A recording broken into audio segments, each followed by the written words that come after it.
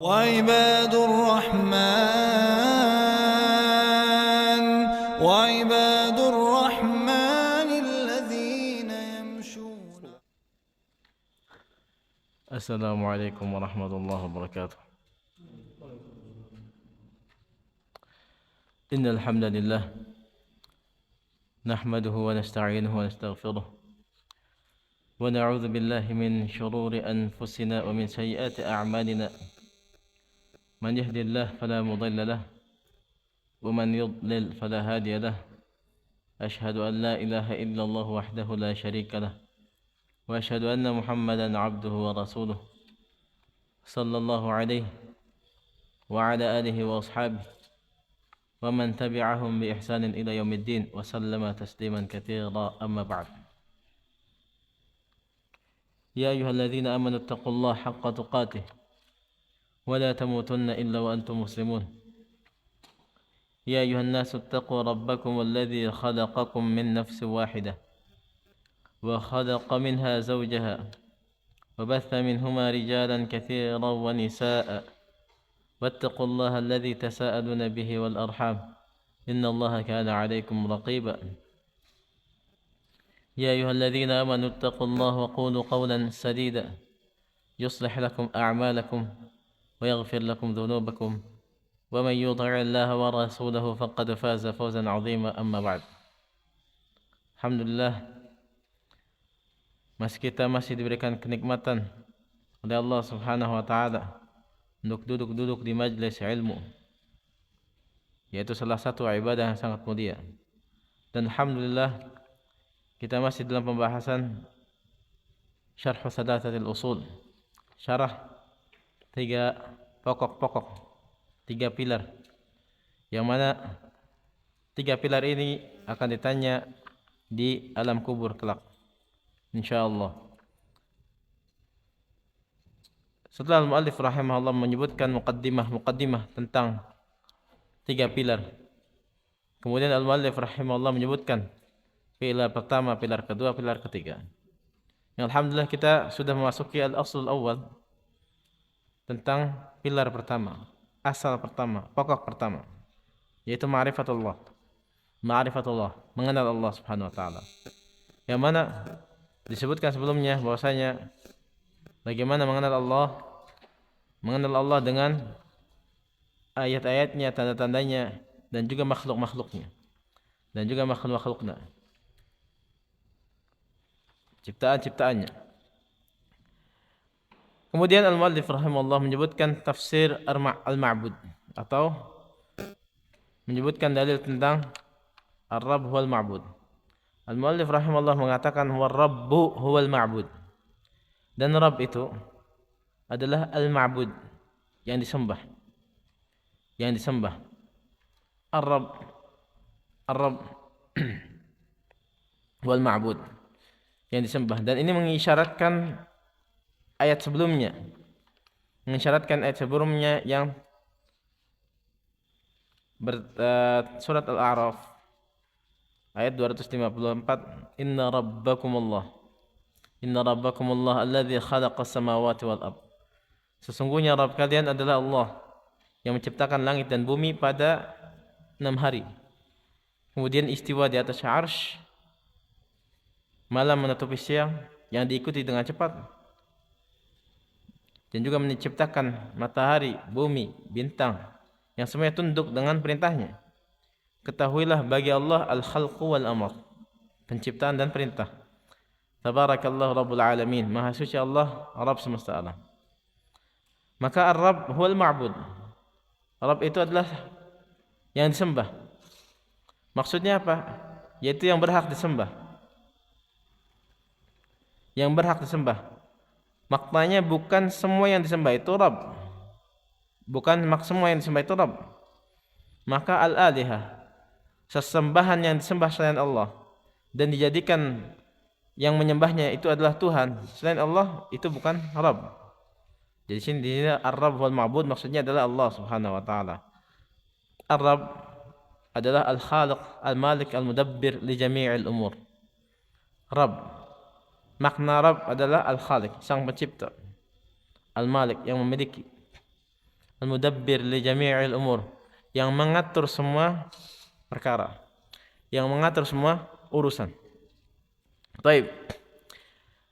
Wa dalil qauluhu ta'ala, dalilnya adalah firman Allah Subhanahu wa taala, ya ayyuhan nas u'budu rabbakum alladzi khalaqakum walladzina min qablikum la'allakum tattaqun. Wahai orang-orang, wahai para manusia, sembahlah Rabb kalian, sembahlah Tuhan kalian yang menciptakan kalian dan orang-orang sebelum kalian, la'allakum tattaqun, agar kalian bertakwa kepada Allah Subhanahu wa taala. Alladzi ja'ala lakumul arda firasha was samaa'a binaa'a wa anzala minas samaa'i maa'a فأخرج به من الثمرات رزقا لكم فلا تجعلوا لله أندادا وأنتم تعلمون.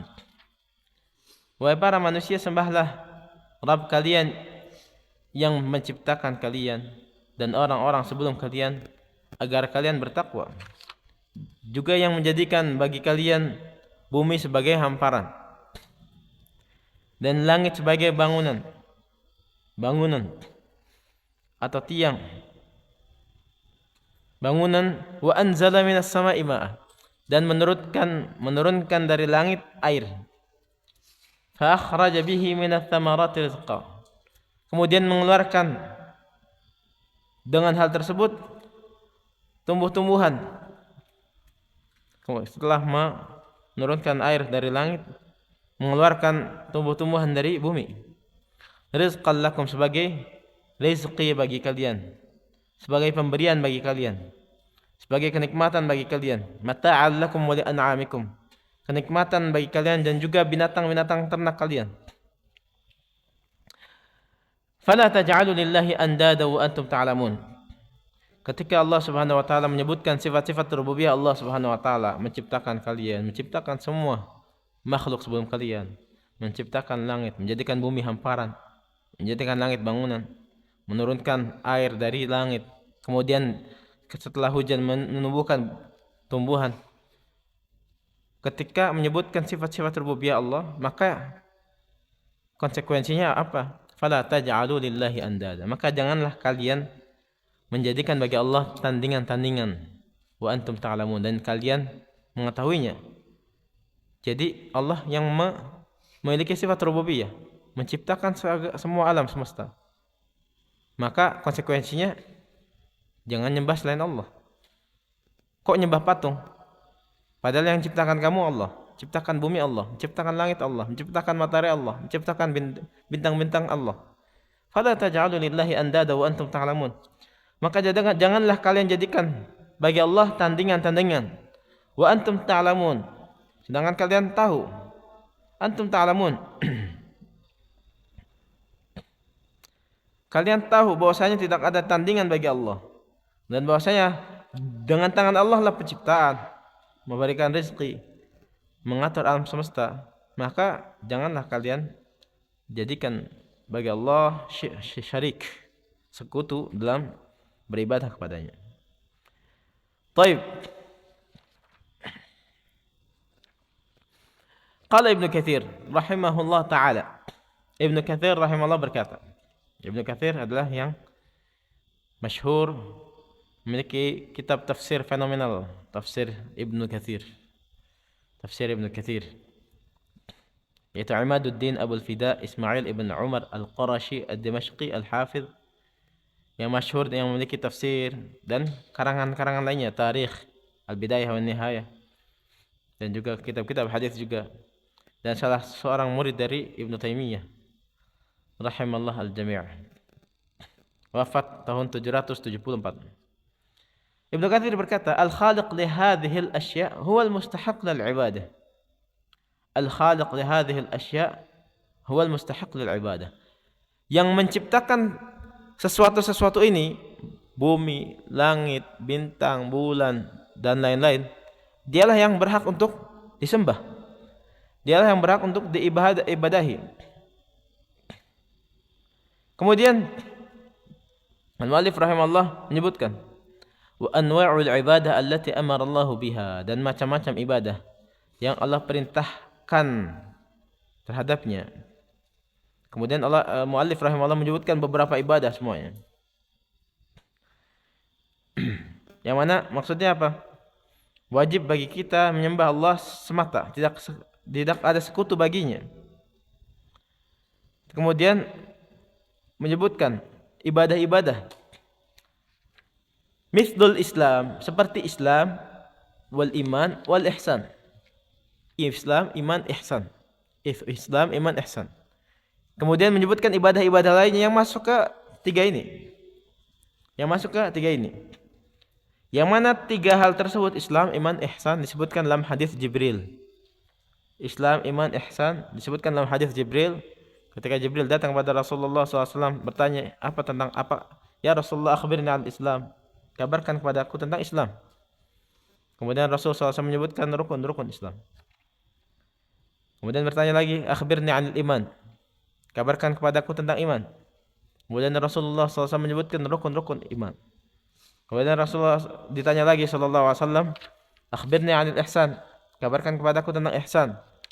Kemudian beliau menjawab tentang ihsan, anta abdullah ka'annaka tarah, fa in lam takun tarah fa innahu yarak. Engkau menyembah Allah seolah-olah engkau melihatnya. Dan jika kalian tidak mampu melihatnya, maka sesungguhnya Allah melihatmu. Baik. Setelah itu, al-muallif rahimahullah menyebutkan beberapa ibadah. Ini bukan hasar, ini bukan batasan, hanya contoh. Di antaranya kata muallif rahimahullah, wa minhu ad-du'a. Di antara ibadah yaitu doa. Kemudian al-khauf, doa. Al-khauf, takut. Ar-raja, berharap. Ibadah. At-tawakkul, tawakal, berserah diri, ibadah. Ar-raghbah, berharap pahala dari Allah, berharap balasan dari Allah, berharap surga. Ar-rahbah, khawatir, takut akan azab Allah Subhanahu wa taala. Al-khusyu', khusyu'. Al-khasyah, takut. Tadi al-khauf takut, al-khasyah takut. Bedanya adalah khasyah itu takut yang dibangun atas rasa pengetahuan bahwasanya sesuatu yang ditakuti kita mampu untuk mengalahkan kita, misalnya mampu untuk mengalahkan kita. Jadi al-khauf dan khasyah sama-sama artinya takut. Khauf, takut tanpa dasar, takut. Misalkan Raihan takut sama Bu Syawal, atau takut sama Muhammad misalkan. Padahal Rehan nggak tahu Muhammad, cuman karena lihat Muhammad badannya besar takut. Rehan nggak kenal sama Muhammad, tapi takut Muhammad akan mukul misalkan. Badannya besar, kalau gulat pasti kalah. Nah, takut yang tidak didasari atas ilmu terhadap yang ditakuti itu adalah khauf. Tapi ketika Rehan sudah kenal dengan Muhammad tiap hari mukulin atau apa, udah tahulah kalau Muhammad bisa menyakiti misalkan. Contoh aja. Nah, ini namanya khasyah. Takut didasari pengetahuan bahwasanya yang ditakuti itu bisa mengalahkan. Itu khasyah. Kemudian inabah, kembali atau bertaubat kepada Allah Subhanahu wa taala. Kemudian al-isti'anah. Al-isti'anah, minta tolong, minta pertolongan. Kemudian al-isti'adah, minta perlindungan. Al-istighatsah, minta tolong juga, tapi hal yang besar. Musibah besar. Istighatsah, talabul ghauth. Adzabah, sembelihan. An-nadhar, nazar, bernazar. Wa ghairu dzalik, dan selain itu dari macam-macam ibadah yang Allah perintahkan selainnya, kullu halillah, semuanya harus diserahkan hanya Allah kepada Allah. Semua ibadah harus karena Allah, milik Allah Subhanahu wa taala. Kemudian jadi ini ibadah-ibadah yang al-muallif sebutkan bukan batasan ya, banyak, tapi contoh saja. Kemudian al-muallif rahimahullah menyebutkan satu-satu dalilnya. Dalil doa apa, dalil takut apa, dalil berharap apa, semuanya. Dalilnya apa? Dalilnya Allah berfirman, annal masajida lillah Wa annal masajida lillah fala tad'u ma'allahi ahada. Dan sesungguhnya masjid-masjid itu milik Allah, maka jangan sembah bersama Allah seorang pun. Jangan menyerukan bersama Allah seorang pun, jangan syirik. Faman sarafa minha syai'an li ghairillah fahuwa musyrikun kafir. Barang siapa yang menyerahkan dari ibadah tersebut sedikit saja misalnya untuk kepada selain Allah, maka dia termasuk musyrik, syirik, kafir. Mengerjakan suatu kekufuran. Wa dalil qauluhu ta'ala. Dalilnya ketika itu kita masuk satu-satu. Tadi al-muallif rahimahullah menyebutkan doa, khauf, raja dan lain-lain. Satu-satu. Pertama dalil doa. Doa adalah ibadah. Baik. Doa itu adalah ibadah ya. Dan doa ada dua macam ya. Doa ada dua macam. Ada doa ibadah, ada doa masalah. Ada doa ibadah, ada doa masalah. Ada doa yang ibadah murni. Tapi ada doa masalah. Doanya itu minta. Cara bedanya gimana? Lihat maknanya. Makanya kita belajar bahasa Arab. Maknanya. Kalau ada makna permintaan itu doa masalah. Contohnya, Allahumma rzuqni. Ya Allah berikanlah saya rizki. Itu doa masalah. Doa talab, doa permintaan. Tapi kalau zikir-zikir salat dan lain-lain yang tidak ada kandungan makna permintaan, itu doa ibadah. Doa ibadah. Keduanya ibadah. Mau doa ibadah, doa masalah ibadah. Ustaz, gimana? Kan enggak bisa bahasa Arab. Ya belajar. Ini yang pertama. Kemudian Ustaz, doa ibadah jelas ibadah karena ada doa ibadah. Doa ibadah. Doa ibadah. Doa masalah. Kok bisa ibadah? Doa masalah. Doa ketika kita minta, ya Allah, minta PlayStation. Ya Allah minta HP. Ya Allah berikanlah saya rezeki. Ya Allah minta duit. Ya Allah ini. Semua kemaslahatnya kembali ke kita ya. Kemaslahatannya kembali ke kita. Ya enggak? Ketika kita doa kepada Allah minta, ya Allah tolong jadikan saya ranking 1 misalkan. Ya Allah tolong berikan saya sepeda baru.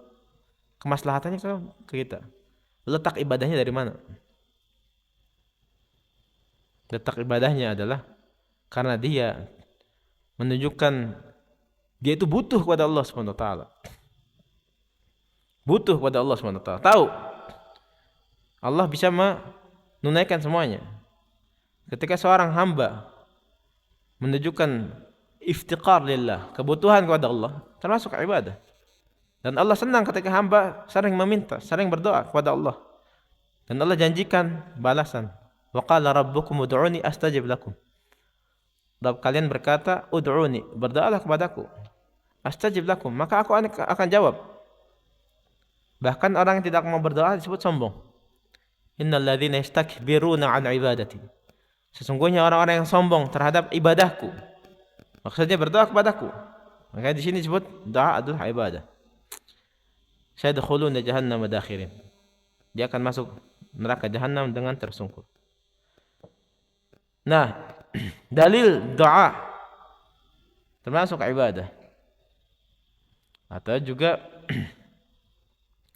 wa man yad'u ma'allah, barang siapa yang berdoa bersama Allah atau menyembah bersama Allah. Menyembah termasuk di dalamnya ada unsur berdoa, meminta. Ilahan akhar, sesembahan yang lain. La burhana lahu bih. Tidak ada bukti. La burhan. La yumkin an yakun burhan ala ta'addudil alih. Tidak mungkin ada bukti bahwasanya sesembahan itu banyak. Tidak ada suatu bukti baginya tentang itu. Fa inna ma hisabuhu 'inda rabbih. Maka hisabnya di sisi Rabbnya. Hanya pada Rabb. Innahu la yuflihul kafirun. Sesungguhnya tidak akan beruntung orang-orang kafir, orang yang kufur. Dalam hadis, wa fil hadis, ad-du'a mukhul ibadah. Doa itu adalah otaknya ibadah. Mukh otak. Mukh itu otak ya. Mafi mukh. Enggak ngotak, enggak ada otak. Mukh otak. Mafi mukh enggak ada otak. Ad-du'a mukhul ibadah. Doa itu otaknya ibadah. Maksudnya apa? Doa itu inti dari ibadah. Doa itu inti dari ibadah. Doa inti dari ibadah. Tapi ini hadis diriwayatkan oleh Al-Imam At-Tirmidzi, Kitab Ad-Da'awat, bab fadl du'a, wa qala hadis gharib min hadzal wajh. Hadis ini didhaifkan oleh Syekh Al-Albani rahimahullah taala. Akan tapi ada hadis yang lebih sahih. Yang lebih sahih diriwayatkan oleh khamsah, Abu Dawud, Tirmidzi, kecuali Nasai. Abu Dawud, Tirmidzi, Ibnu Majah, Imam Ahmad rahimahullah. Dia ada hadis yang lebih sahih dari Nu'man bin Bashir dari Rasulullah SAW bersabda, "Ad-du'a huwal ibadah." Ad-du'a huwal ibadah. Doa itu adalah ibadah. Ini hadis lebih sahih. Tirmidzi berkata hasan sahih. Dan disahihkan oleh Syekh Al-Albani rahimahullah dalam Sahih Al-Jami'. Jadi doa mukhul ibadah. Doa itu otak ibadah, ini dhaif. Yang sahih apa? Yang sahih ad-du'a huwal ibadah. Doa itu adalah ibadah. Doa itu adalah ibadah. Kemudian dalilnya, dalil tentang doa adalah ibadah. Wa qala rabbukum ud'uni astajib lakum. Yang disebutkan, Rabb kalian berkata, berdoalah kepadaku, niscaya aku akan jawab, aku akan penuhi. Innal ladzina yastakbiruna an ibadati sayadkhuluna jahannama dakhirin. Sesungguhnya orang-orang yang sombong terhadap beribadah kepadaku, dia akan masuk jahannam dengan tersungkur. Dengan tersungkur. Taib.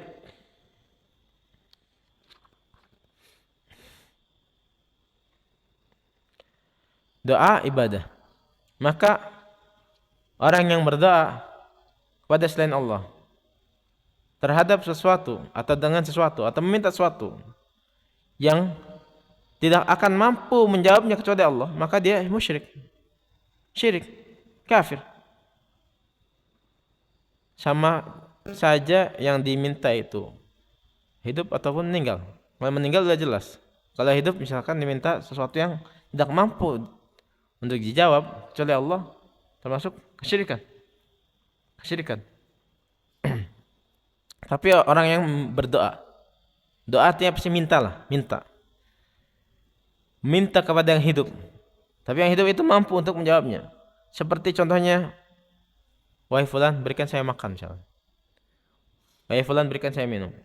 Maka ini enggak masalah ya. Ini enggak masalah. Dan yang ketiga, itu yang tadi yang pertama, orang yang berdoa kepada seorang yang berdoa terhadap sesuatu yang tidak bisa menjawabnya kecuali Allah. Baik yang di doa itu atau yang diminta doa tersebut hidup atau mati, maka kesyirikan. Karena yang bisa memenuhinya hanya Allah. Ini yang pertama. Kemudian yang kedua, berdoa atau meminta kepada orang yang hidup bisa memenuhi orang yang hidup tersebut, ini enggak masalah. Kemudian yang ketiga, berdoa kepada yang mati atau yang gaib. Tapi sebenarnya ini sesuatu yang remeh misalkan. Yang bisa dipenuhi misalkan, ya berikan saya makan. Maka termasuk itu kesyirikan. Kesyirikan. Karena seorang yang mati enggak bisa apa-apa. Atau yang gaib yang tidak ada di sini enggak bisa memenuhi kebutuhan atau permintaan yang diminta. Maka seseorang berdoa kepada yang mati misalkan, seolah-olah dia meyakini dia punya ikut andil dalam masalah alam ini, memiliki sifat rububiyah misalkan. Maka hal tersebut termasuk kesyirikan. Kemudian yang kita sebutkan doa itu ada dua, doa masalah, doa ibadah. Doa masalah, doa ibadah. Doa masalah, doa yang ada unsur meminta. Dan ini termasuk ibadah karena mengandung al-iftiqar ila Allah. Kebutuhan seorang hamba kepada Allah Subhanahu wa taala. Baik. Kemudian doa ibadah yang tadi. Doa-doa yang zikir-zikir dan lain-lain termasuk doa ibadah. Kemudian al-muallif rahimahullah menyebutkan yang kedua, wa dalilul khaufi. Dalil takut. Allah berfirman, fala takhafuhum wa khafuni in kuntum mu'minin. Fala takhafuhum wa khafuni in kuntum mu'minin. Janganlah kalian takut terhadap mereka Dan takutlah kalian kepadaku jika kalian mengaku beriman. Jika kalian beriman. Taib. Takut termasuk ibadah. Takut termasuk ibadah. Takut sama ular, gimana? Syirik enggak? Nah, takut bermacam-macam ya. Ada takut alami, takut tabi'i. Jadi takut itu sebuah emosional atau sifat yang didapatkan atau misalkan mengetahui sesuatu yang kita takuti ada darar, ada mudarat, ada gangguan. Seperti itu. Seperti itu. Allah melarang untuk takut kepada wali-wali syaitan. Dan Allah menyuruh untuk takut hanya kepada Allah. Dan takut ada 3 macam. Jadi kalau takut sama ular gimana, Tad? Syirik enggak? Tunggu dulu. Takut ada 3 macam. Yang pertama ada khauf tabi'i. Takut yang alami. Takut alami. Seperti manusia takut sama binatang buas. Takut sama api. Tenggelam. Maka itu tidak dikomentari, enggak masalah. Takut yang tabiat, tabi'i, takut yang natural. Dalilnya apa? Surat Al-Qasas. Musa alaihissalam fa asbaha fil madinati khaifa. Musa alaihissalam ketika di kota takut. Takut soalnya Musa alaihissalam takut dibunuh, takut dicari oleh Firaun, takut alami, natural. Takut sama pencuri atau takut sama penjahat, enggak masalah. Itu sifat natural. Tapi ya, kalau takut alami tersebut menjadikan sebab untuk meninggalkan sesuatu yang wajib atau mengerjakan sesuatu yang haram, maka ini termasuk takut yang haram. Takut yang haram. Karena yang menjadikan sebab untuk meninggalkan yang wajib atau mengerjakan yang haram, maka haram. Dalilnya tadi, fala takhafuhum. Janganlah kalian takut kepada mereka. Wa khafuni in kuntum mu'minin. Takutlah kepadaku jika kalian beriman. Kemudian al-khaufu min Allah. Takut kepada Allah. Takut kepada Allah pun maksudnya efek dari takut kepada Allah. Ada yang bisa menjadi terpuji, ada yang bisa menjadi tercela. Maksudnya gimana? Kita takut kepada Allah. Kok bisa ada yang tercela? Gimana maksudnya? Jadi al-khauf min Allah. Takut kepada Allah. Ada yang terpuji, ada yang tercela. Ada yang tidak terpuji. Yang terpuji itu yaitu yang menjadikan antara engkau dengan antara maksiat Allah halangan. Jadi takut yang menjadikan penghalang antara engkau dengan maksiat kepada Allah. Otomatis hal tersebut menyebabkan engkau apa? Mengerjakan kewajiban. Meninggalkan yang haram. Kenapa? Karena kita takut terjatuh kepada azab Allah. Nah, jika takut tersebut menjadikan kita mengerjakan yang wajib, meninggalkan yang haram. Nah, sakanal qalb, maka hati menjadi tenang.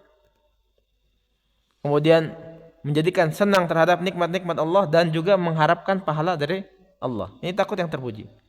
Nah, ada takut yang tercela. Takut yang tercela yang menyebabkan hamba putus asa terhadap rahmat Allah. Putus asa terhadap rahmat Allah. Akhirnya apa? Akhirnya enggak ibadah misalkan. Anak maksudnya terlalu banyak. Enggak bakal diampuni oleh Allah Subhanahu wa taala. Saking takutnya. Menjadikan dia putus asa terhadap rahmat Allah. Saking takutnya, dia takut pada Allah. Tapi menjadikan dia putus asa terhadap rahmat Allah yang dia lanjut maksudnya. Udahlah lanjut aja maksudnya, anak juga enggak bakal diampuni. Ini husuzon kepada Allah Subhanahu wa taala. Suudzon kepada Allah Subhanahu wa taala. Saking kuatnya putus asa dia menganggap tidak akan diampuni dosa-dosa dia. Maksiat saya sudah terlalu banyak, enggak bakal diampuni. Malah lanjut maksiat.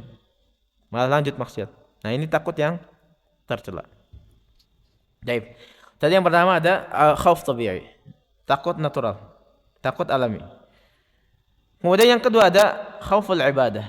Takut ibadah yang berhubungan dengan ibadah.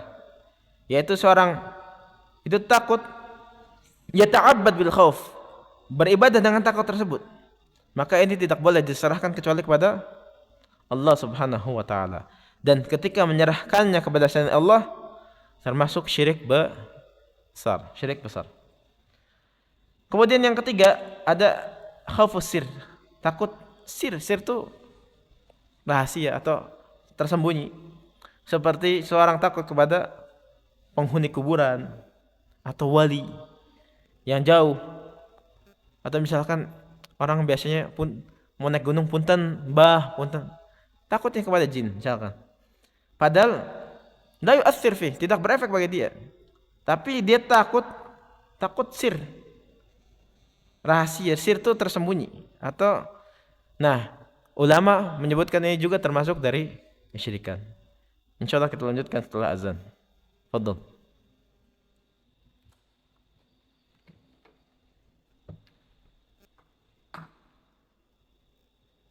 Alhamdulillah wassalatu wassalamu ala Rasulillah wa ala alihi wa sahbihi wa mawala ma ba'd.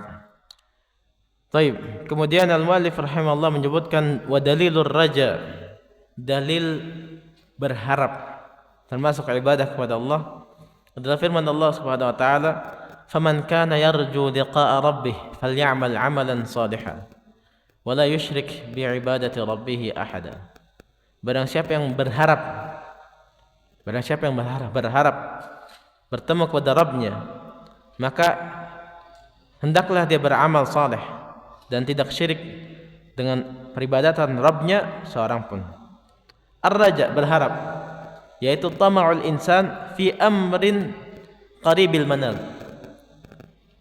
Seorang manusia menginginkan sesuatu yang dekat atau perkara yang bisa didapatkan. Jadi ada bahasa Arab itu ada namanya raja, ada namanya tamanni. Ada raja, ada namanya tamanni. Ar-raja itu angan-angan atau harapan yang bisa terjadi, mungkin terjadi. Berharap sesuatu yang bisa terjadi.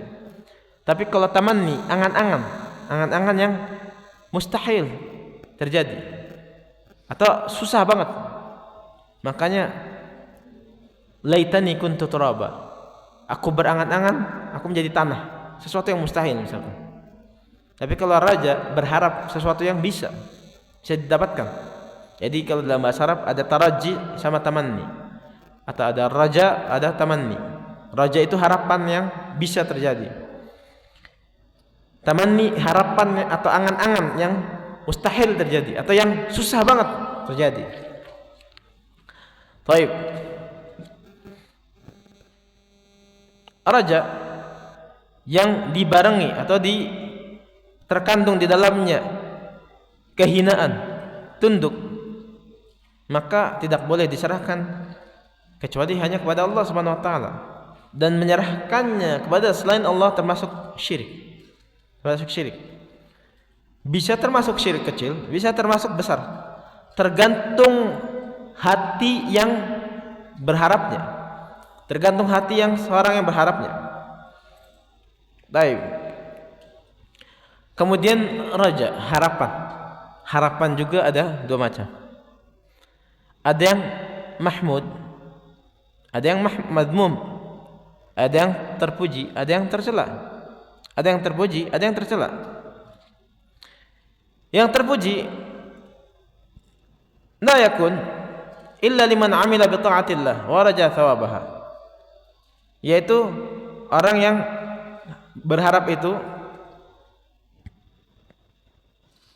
karena atau kecuali dia terjadi bagi orang yang mengamalkan ketaatan kepada Allah, mengharapkan pahala Allah, atau dia bertobat dari maksiat kepada Allah, dia berharap untuk diterima tobatnya. Jadi Ar-raja al-mahmud, harapan yang terpuji. Itu terjadi ketika orang beramal atau mengamalkan ketaatan kepada Allah, dia mengharapkan pahala Allah. Atau seorang yang sedang bertaubat dari kemaksiatan kepada Allah, dia berharap diterima taubatnya. Nah, itu harapan yang terpuji. Tapi harapan yang dengan tanpa amal, dia berharap pahala Allah tapi nggak beramal, atau berharap diterima taubatnya tapi tidak bertaubat.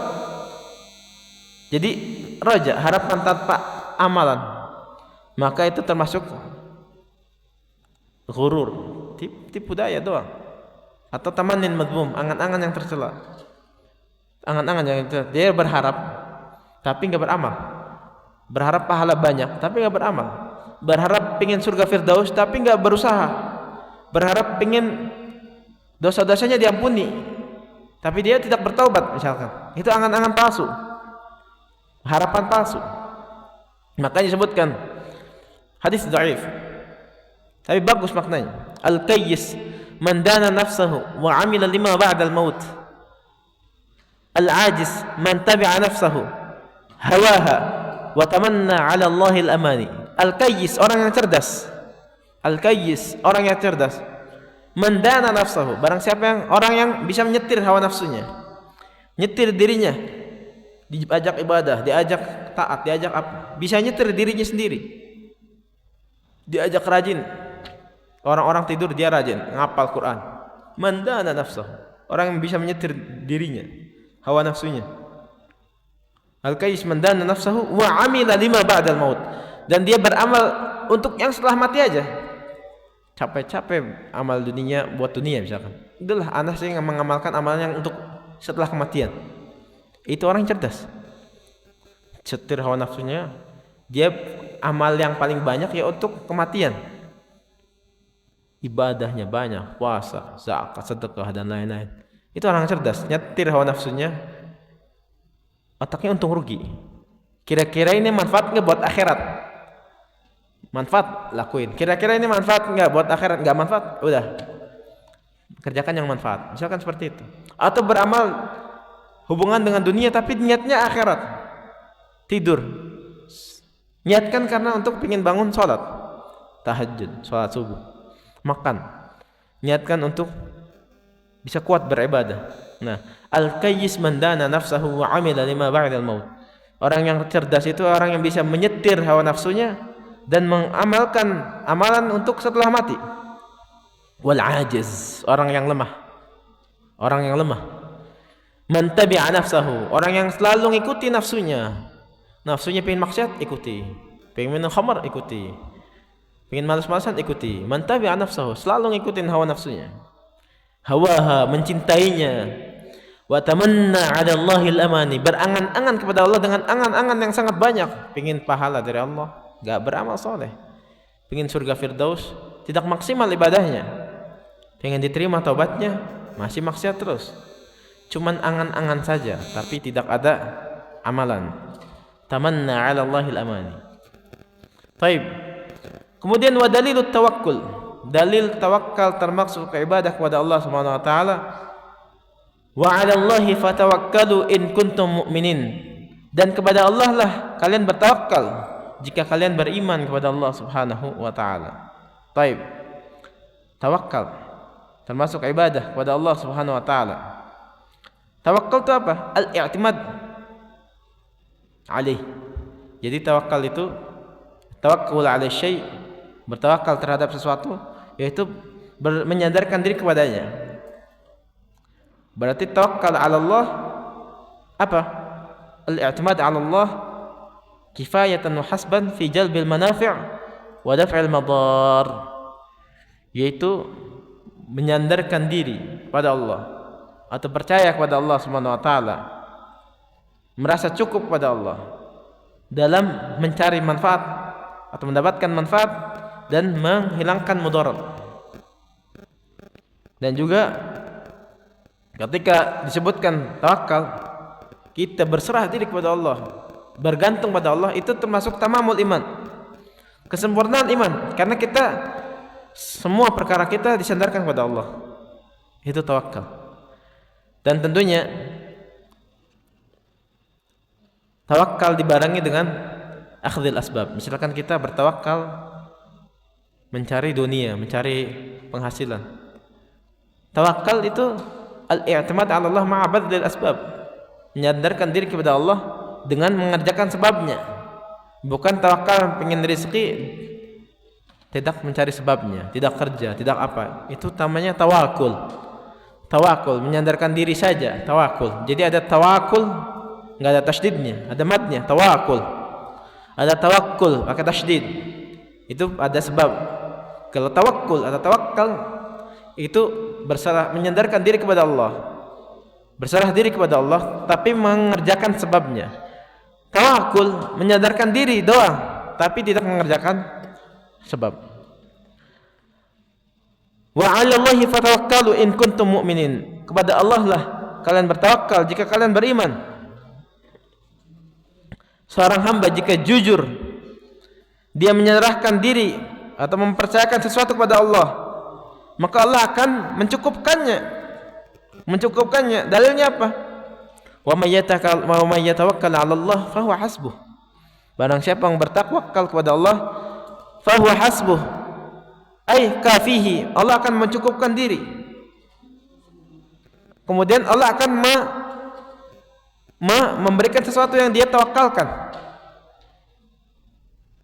Tentunya kita semua pernah dengar hadis tentang tawakal, bahwasanya tawakal harus ada sebabnya, misalkan mengambil sebab. Rasul sallallahu alaihi wasallam bersabda, "Lau annakum tatawakkaluna 'ala Allah haqqa tawakkulih, la razaqakum kama yurzaqut tayr, taghdu khimasan wa taruhu bitana." Taghdu khimasan wa taruhu bitana. Lau annakum tatawakkaluna 'ala Allah, kalau saja kalian mau bertawakal kepada Allah dengan sebenar-benar tawakal, sungguh Allah akan memberikan rezeki kepada kalian.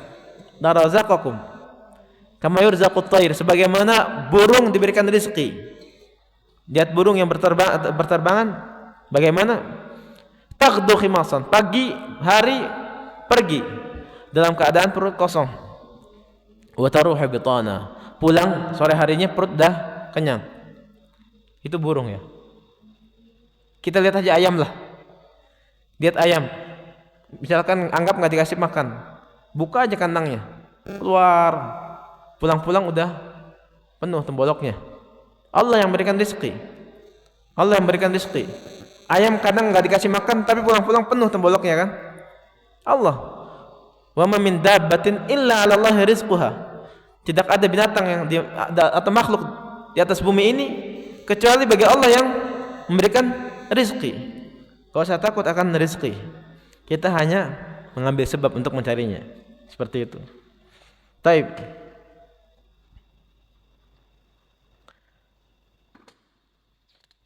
Kemudian wa dalilur raghbah war rahbah wal khusyu'. Dalil raghbah, rahbah, khusyu' termasuk ibadah ada dalam satu ayat. Raghbah apa raghbah? Berharap atau menginginkan sesuatu. Mahabbatul wusul ila syai'il mahbub. Menginginkan sesuatu untuk sampai ke atau mengharapkan sesuatu, mencintai sesuatu. Raghbah. Rahbah itu apa? Al-khawf al-musmir lil harab min al-makhuf. Khawf maqrun bi'amal. Khawf maqrun bi'amal. Takut yang menghasilkan kabur dari hal yang ditakuti, atau takut yang dibarengi dengan suatu amalan. Itu rahbah. Raghbah menginginkan sesuatu, rahbah takut terhadap sesuatu. Khusyu' adalah adz-dzullu wat tatamun li'azamatillah, menghinakan diri atau tenang di azamatillah karena keagungan kepada Allah. Bihayth, di mana ketika seorang menghinakan diri, kenapa yastaslim liqada'ih, dia tunduk terhadap takdir Allah, qada, ketentuan Allah, baik al-kauni atau syar'i, baik alam ataupun syariat, alam atau syariat. Nah, raghbah, rahbah, khusyu', tiga hal tersebut termasuk ibadah ada dalam satu ayat. Innahum, surat Al-Anbiya ayat 90. Allah berfirman, innahum kanu yusari'una fil khairat wa yad'unana raghaban wa rahaba wa kanu lana khashi'in. Wa kanu lana khashi'in.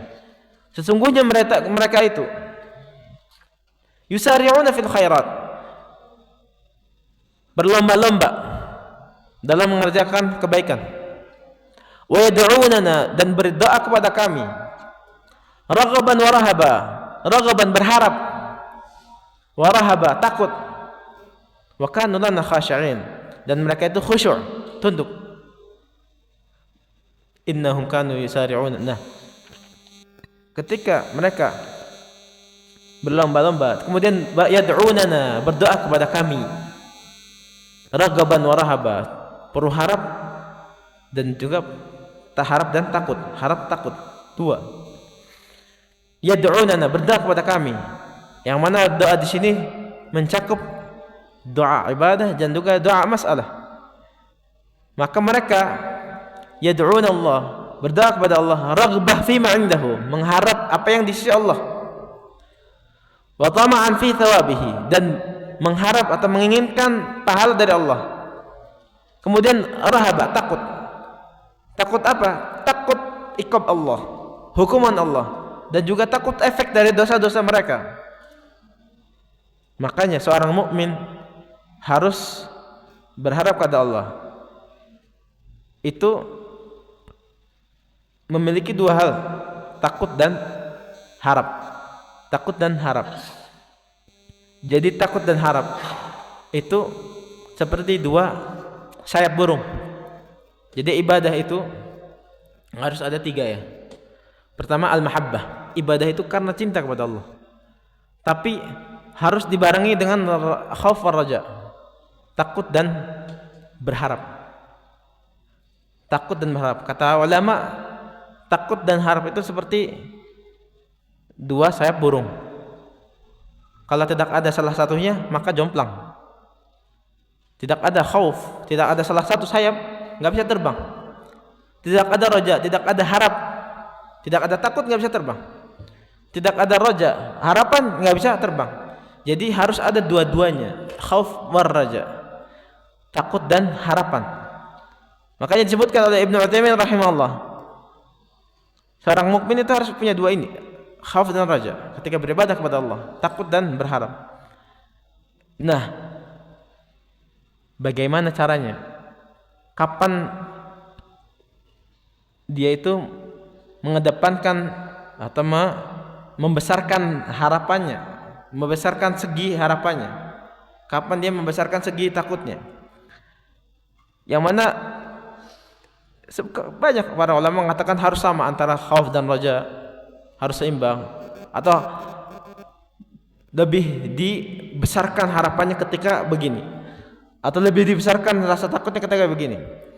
Ibnu Utsaimin rahimahullah menyebutkan, wa yughallib ar-raja fi janib at-ta'ah liyanshat 'alayha wa yu'mal qabuluha. Harus membesarkan harapan dari fi janib at-ta'ah, ketika menjalankan ketaatan kepada Allah, agar dia rajin untuk mengerjakan ketaatan kepada Allah dan berharap untuk diterima. Harap ketika lagi sholat, lagi melakukan ketaatan, harus dibesarkan rajanya, harapannya, katanya. Kemudian wa yughallib al-khauf, membesarkan segi takutnya. Kapan? Idza hamma bil ma'siyah, ketika ingin bermaksiat, dibesarkan rasa takutnya kepada Allah Subhanahu wa taala. Kenapa? Liyahrub minha, agar kabur dari maksiat tersebut dan agar selamat dari hukuman Allah. Jadi takut terhadap iqab Allah, akhirnya berhenti maksiat. Ini salah satu pendapat. Kemudian pendapat yang kedua, kapan dibesarkan segi takut, kapan dibesarkan segi harap? Kapan? Intinya ibadah itu harus ada dua ya. Ada khauf, ada raja, takut dan harapan. Sebagian ulama berkata, yughallib janib ar-raja fi halil marad, membesarkan rasa harap tersebut ketika dalam keadaan sakit, dan membesarkan rasa takut ketika dalam keadaan sehat. Kenapa? Kenapa sih ketika dalam keadaan sakit membesarkan segi harapnya? Kenapa dalam keadaan sehat membesarkan segi takutnya? Kenapa? Kata Ibnu Utsaimin rahimahullah, karena seorang yang sakit itu dia munkasir, dhaifun nafs, jiwanya lemah. Jiwanya lemah. Kemungkinan ajalnya dekat.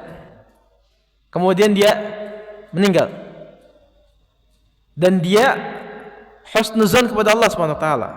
Makanya di sini rojaknya diperbesar, mengharapkan pahala Allah, mengharapkan bertemu Allah. Maka dia meninggal dalam keadaan husnuzan billah, berprasangka baik kepada Allah Subhanahu wa taala. Kemudian kenapa fi halis sihhah, dalam keadaan sehat, untuk memperbesar rasa takut? Kenapa? Agar dia itu rajin dan berharap untuk berumur panjang. Maka dia takut terhadap azab Allah Subhanahu wa taala. Maka dia memperbesar segi takutnya agar selamat dari azab Allah dan lain-lain. Dan waqila, dan pendapat yang ketiga, raja dan khauf itu harus seimbang. Kenapa harus seimbang? Raja dan khauf itu harus seimbang. Jangan memperbesar janib raja atau memperbesar segi khauf. Harus seimbang. Kenapa? Agar harapan tersebut tidak membawa seorang untuk merasa aman dari makar Allah. Allah kan Maha Pengampun, akhirnya melakukan maksiat misalkan. Kemudian yang kedua, kenapa takut juga harus seimbang dengan raja? Agar rasa takut dia jangan menyebabkan untuk putus asa dari rahmat Allah. Putus asa dari rahmat Allah. Takut, saking takutnya dia putus asa dari rahmat Allah. Ya udah, enggak bertaubat atau enggak kembali kepada Allah.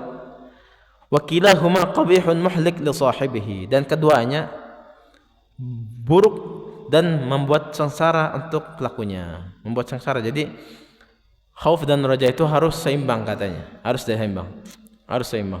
Ala kulli hal, dari pembahasan ini intinya kita harus memiliki dua hal tersebut, khauf dan raja. Baik. Kemudian al-khasyah, karena kita pertama sudah bahas khauf ya. Khauf itu takut, khasyah takut juga. Terus bedanya apa? Khasyah itu al-khauf al-mabni 'ala al-'ilm bi'azamati man yakhshah wa kamal sultanih. Al-khauf al-mabni 'ala al-'ilm, takut yang didasari atas ilmu terhadap keagungan yang ditakuti dan kesempurnaan kekuasaannya. Dalilnya apa? Innama yakhsyallaha min 'ibadihi al-'ulama. Bahwasanya yang takut kepada Allah, takutnya di sini pakai khasyah.